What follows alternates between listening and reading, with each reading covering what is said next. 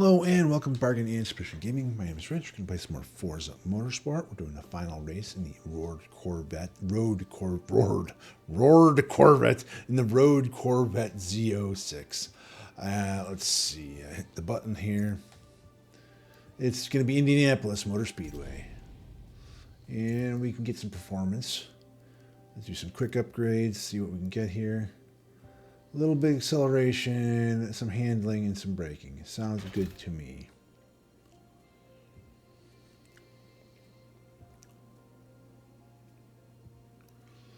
Alrighty, and then we're going to go back here, and we're going to go, and it's Indianapolis Motor Speedway, the Grand Prix circuit of 2.44 miles.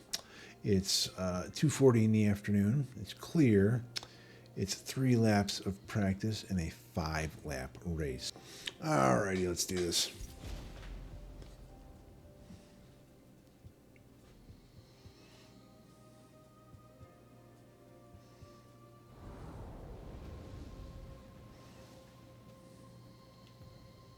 The Indianapolis Grand Prix circuit has long straights and technical twisting sections. Yeah, technical. Wow, shut up, lady. I know it's mean. It's just like you've heard it 200, 300 times. You get to be like, I don't care. 147, so I'd say 133 maybe.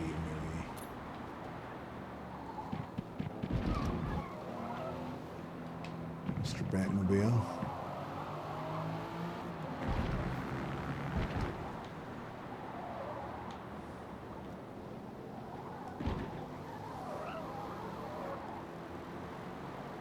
Y'all ever seen the Batmobile from The Killing Joke?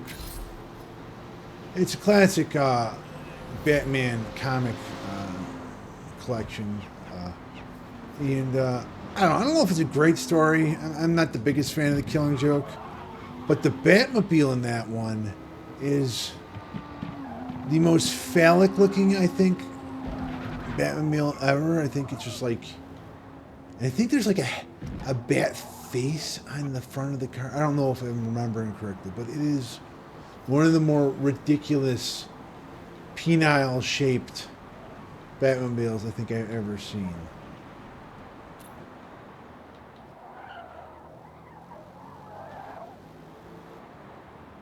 Yeah, it's a series where Joker ends up shooting in like that's where Barbara Gordon becomes Oracle, because, well, not the resulting after that, because she's no longer going to be Batgirl because he paralyzes her with the bullets. Cutting that too close.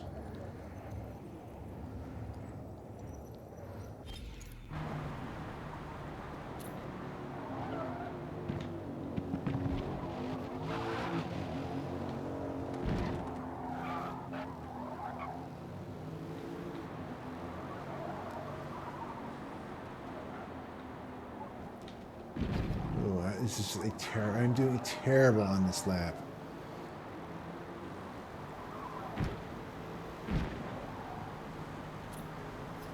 Not having a good lap at all.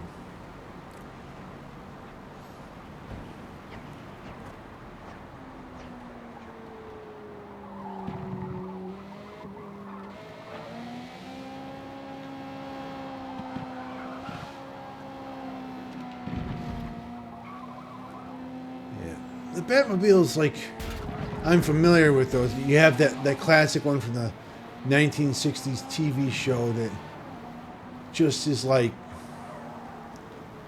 you know, kind of a boat of a car with a top down and kind of the cool glass on it. I mean, it is a neat looking, but it doesn't, I mean, nowadays you wouldn't think of that as like any sort of supercar. Like, maybe back then it did seem like one, but I don't know. It's pretty nifty, just like as like if they were to give me one of the classic 1960s to drive around here, that would be cool. I would definitely like to play around with that. But like then you have the first one that looks like a modern supercar. I believe is that 1989 Tim Burton Batman with Michael Keaton. They had a Batmobile that looked like it was some sort of billionaire playboy's toy.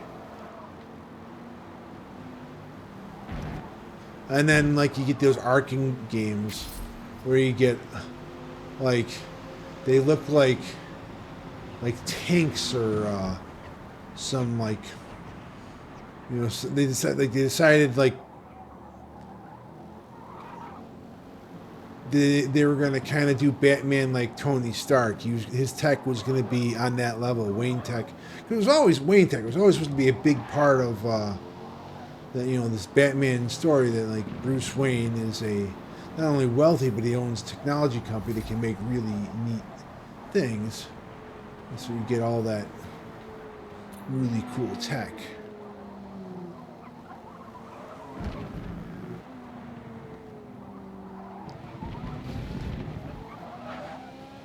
Yeah, I remember seeing one, I don't know if it was an animated Batman or if it was like a strip or a comic. We hit the line, there we go. Where they're like, somebody's asking you, like, yeah, I understand. I'm a man who takes out my, emotions beating up on, costume villains. I'm not, like a paragon of, sanity.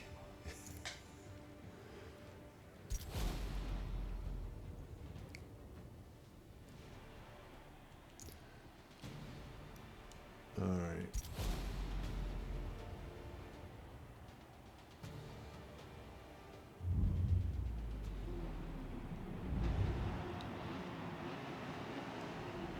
Playing Fortnite with my brother, and I was looking through the store things that I probably won't buy, and they had the Killing Joke stuff. They had that like a whole set of outfits for Joker. Yeah, they Poison Ivy. I mean, it's a bunch of cool stuff, but it's just like, where you can only wear one skin at a time, and you get a bunch of skins and stuff every season with your battle pass.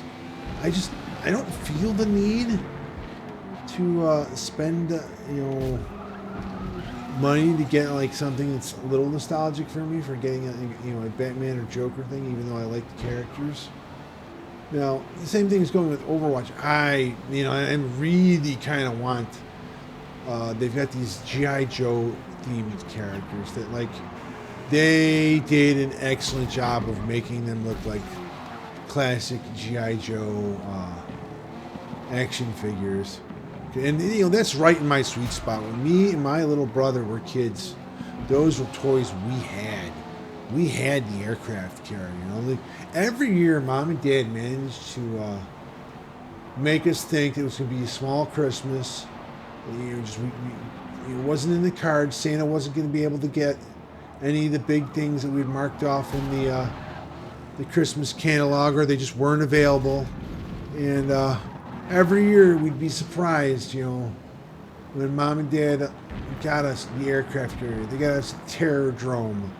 They got us the Mobile Command Center. I mean, those were big purchases, all of them. It's like, that was like, ridiculously expensive stuff. I don't know how they did it. My parents must have, like, mom was not great with money. I think she kind of overspent on the holidays back in the day.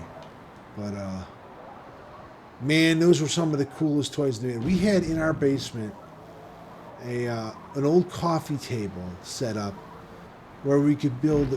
We had the 7-foot-long G.I. Joe aircraft carrier set up. And we played with that thing all the time. And then we knew some other guys, like they were either moving or they'd stop playing with G.I. Joe. So, we'd make them like, hey, I'll give you my, the $10 I got for Christmas to give you the, or the the $5 I got for my birthday or something, like, and we'd buy up their old G.I. Joes, then we'd go out in the backyard, and Dad had like 2 garden plots out there in our backyard on either side of the yard, and we would dig that up and make trenches and stuff, and have our G.I. Joes and other guys kind of fight out in the, fight out battles out there in the yard. But we used the guys, the ones we got from other guys, the ones that were doubles and triples, because then sometimes we'd also like get the gas Dad had for his lawnmower and maybe kind of fill up the trench with that. And like, oh no, napalm! We didn't actually make napalm, just say that, like, oh my God, the Joes are doing napalm. So there was a little burn damage on a few of the Joes. Some of them did not make it. We had a lot of dangerous fun. I imagine we could have burnt the house down with being young and dumb and playing with gasoline. I think, especially considering our old garage. We never did it particularly close to the garage. That thing, you could probably pass gas close to that and set that old thing on fire. And I think it eventually did. No, that wasn't the one. Dad had it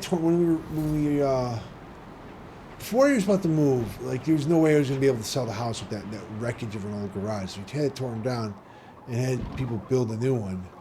And I believe the new one somebody set on fire. It wasn't us, because we weren't, we were already grown up and doing other things by then. We weren't, living there anymore. But somebody, said it. So then he had to have that garage rebuilt yet again.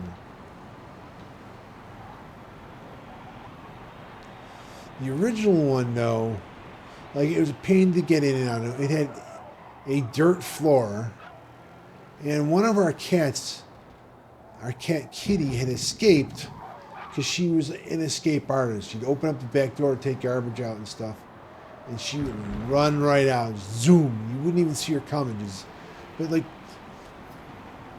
it wasn't pushed as much back then, and I'm sure we didn't have the money for it, like people to fix their pets. So we had these female cats, and they would get in heat, and they would run outside, and then we'd end up with kittens. We ended up having to get a lot of kittens when I was young. And they gave birth, Kitty, like, I don't know, maybe, I think twice. I think it happened twice where she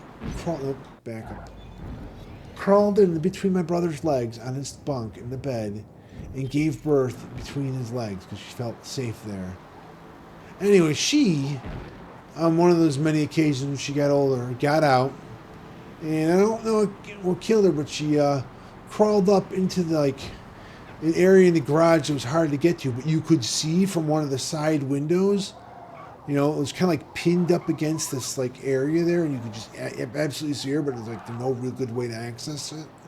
And she passed on there, and like for years you could see the fur and then the skeleton. There's no getting her out of there really. So it was like she was there until that garage was pulled down. She was a great cat.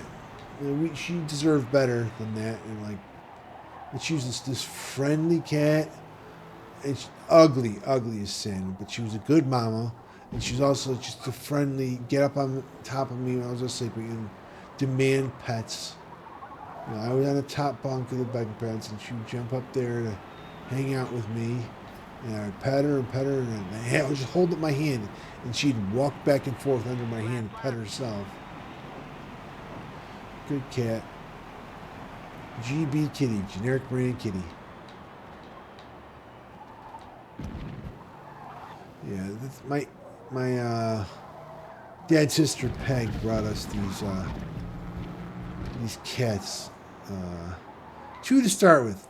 Kitty, the hideous one, and another white one, which I believe was Huff. And then later on we got another white one. And like nowadays, even though they're probably somebody's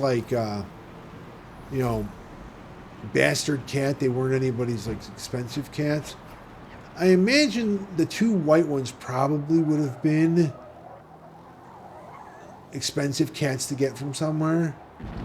And both the white ones gave birth to some oranges that were absolutely beautiful. We had kept 2 of them for years. We had, let's see. We had 3 of them. Elsa Joe, Jakey, and Buttercup. And I think the problem with both Elsa and Buttercup is we learned after the fact that we had given them girls' names and they were both boys. That's why it was Elsa Joe.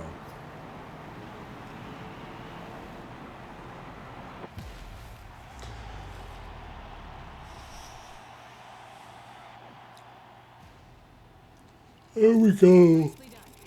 Oh, Corvette Z06 complete.